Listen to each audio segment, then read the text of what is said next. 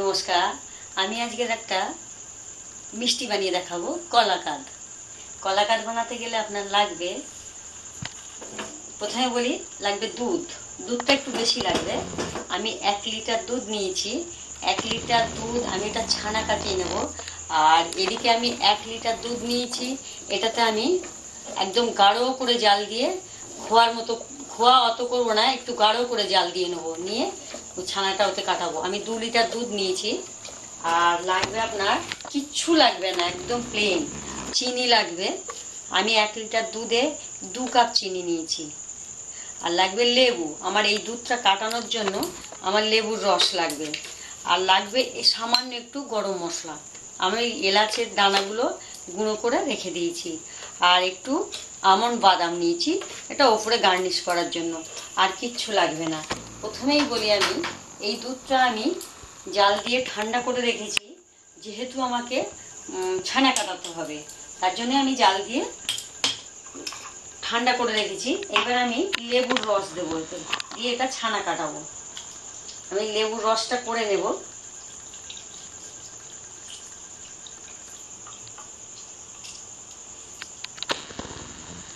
লেবুর রসটা আমি প্রথমে করে নেব।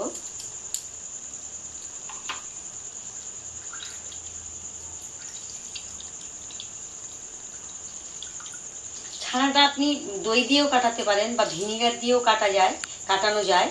আপনি দই দিয়ে বা ছানার জল দিয়েও কাটানো যায়, কিন্তু আমি লেবু দিয়ে কাটাবো।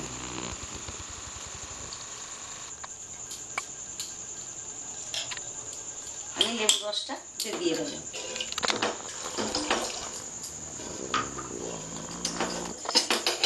দিয়ে আমি একটু গরম করব। ছানাটা কাটার অপেক্ষায় আমি থাকবো। আমার ছানাটা কাটা হয়ে গেছে, দুধটা ফেটে গেছে আমার। এবার ছানাটা একটু ছেঁকে নেবো। এবার একটা ছাঁকনি নেবো, একটা সাদা কাপড় বিছিয়ে দেবো। সাদা কাপড় দিয়ে এতে আমি ছানাটা ছেঁকে নেব। ছানাটা আমি এভাবে ছেঁকে নেব।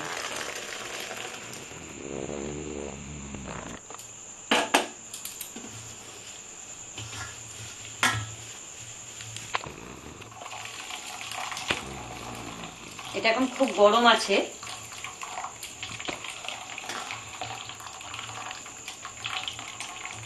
এটা আমি একটু ঠান্ডা জল দেব। ঠান্ডা জল দিয়ে এটা ঠান্ডা করে নেব।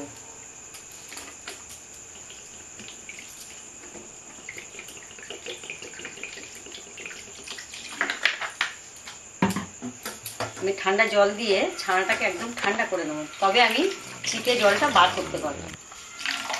একদম চিপে জলটা বার করতে হবে। ছানাটা একদম শুকনো করে নিংড়ে নিতে হবে, একদম যেন জল না থাকে, একদম শুকনো করে নিতে হবে। ছানাটা আমার হয়ে গেছে, একদম শুকনো হয়ে গেছে, এতে জল বলে কিছু নেই, একদম নিংড়ে নিয়েছি। এবার আমার দুধটাও আমার একদম গাঢ় হয়ে গেছে। দুধটা একদম গাঢ় হয়ে গেছে।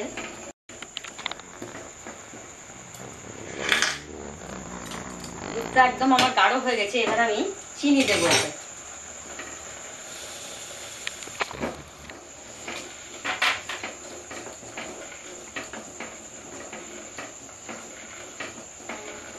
চিনি দিলে একটু দুধটা পাতলা হয়ে যাবে। এবার চিনি দিয়ে আমার বেশ কিছুক্ষণ একটু নাড়তে হবে। চিনি দিয়ে বেশ কিছুক্ষণ আমার আবার জাল দিতে হবে।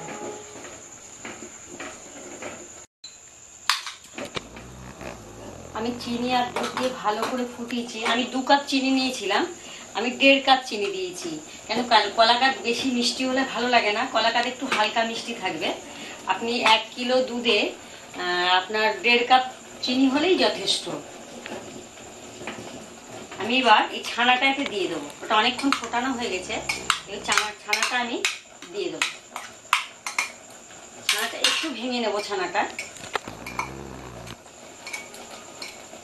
একদম শুকনো করে নিতে হবে। ছানাটা একদম শুকনো করে নিতে হবে, যেন জল না থাকে।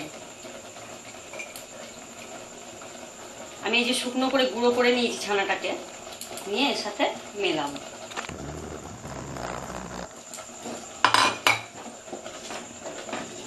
এইভাবে আমি বেশ কিছুক্ষণ ঘাঁটতে থাকবো।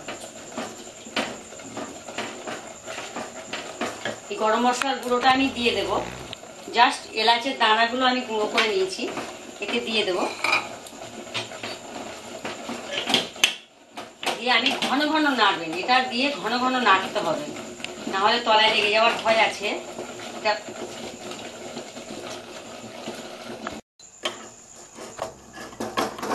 আমার এটা একদম এটা হয়ে গেছে, একদম গাঢ় হয়ে গেছে, আমার এটা হয়েও গেছে। আমি এবার কি করব, গরম গরম আমি এটাতে একটু ঘি লাগিয়ে নেবো, ট্রেটাতে ঘি লাগিয়ে নেবো একটু।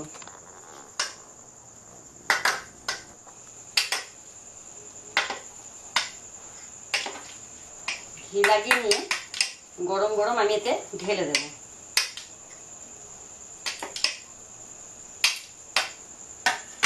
ঘি লাগিয়ে নিয়ে আমি এটা গরম অবস্থায় ঢেলে দেবো।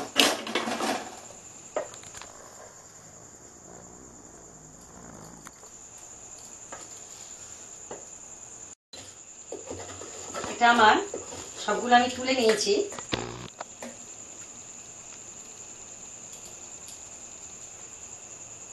ঘিটা লাগিয়ে নিলাম, নিয়ে এইভাবে আমি চেপে চেপে দেবো।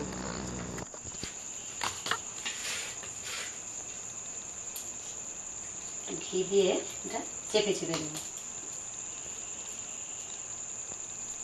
2-4 কোনা করে আমি ঘি দিয়ে চেপে চেপে দেবো।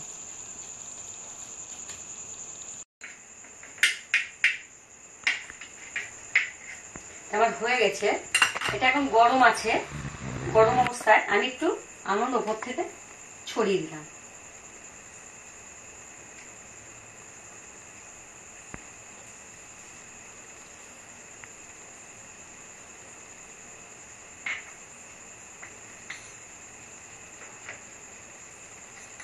দিয়ে আমি এটা একটু ঠান্ডা হতে দেবো, শক্ত হওয়ার জন্য। এটা ঠান্ডা হয়ে গেলে জমে যাবে, তাহলে আমার কাটতে সুবিধা হবে। ঠান্ডা হওয়ার পর আমি এটা কাটবো। এটা ঠান্ডা হয়ে গেছে, আমি এবার এটা মানে কলাকাদের আকারে কাটবো।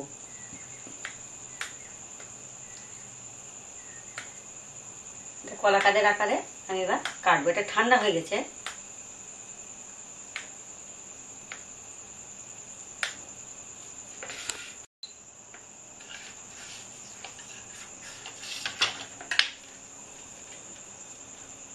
কলাকাদ একটু নরম শেপেরই হয়, নরমই হয়। এটা খুব একটা মানে শক্ত পাকের হয় না, এটা নরম পাকের হয়। এই যে আমার হয়ে গেছে কলাকাদ, খেতে খুব টেস্টি হবে। কেন, এটা খুব ইজি বানানো, খুব ইজি। এটা রসগোল্লার থেকেও ইজি। রসগোল্লা তাও একটু ভয় লাগে যে ফুলবে কি ফুলবে না, কিন্তু এটা খুব সুন্দর। এটা দুধটা খুব গাঢ় করে জাল দেবেন, গাঢ় করে জাল দিয়ে আপনি মানে পাকটা খুব সুন্দর করবেন, তারপর চিনি দিয়ে ছানাটা দিয়ে সুন্দর করে পাক করলেই এটা হয়ে যায়। এটা খুব ইজি, রসগোল্লার থেকেও ইজি, লেডি কেনিসের চাইতেও ইজি, জিলাপির চাইতেও ইজি। আপনি এটা বানাবেন, খুব ভালো লাগবে। আর এটা বানিয়ে দেখবেন কেমন হয়েছে।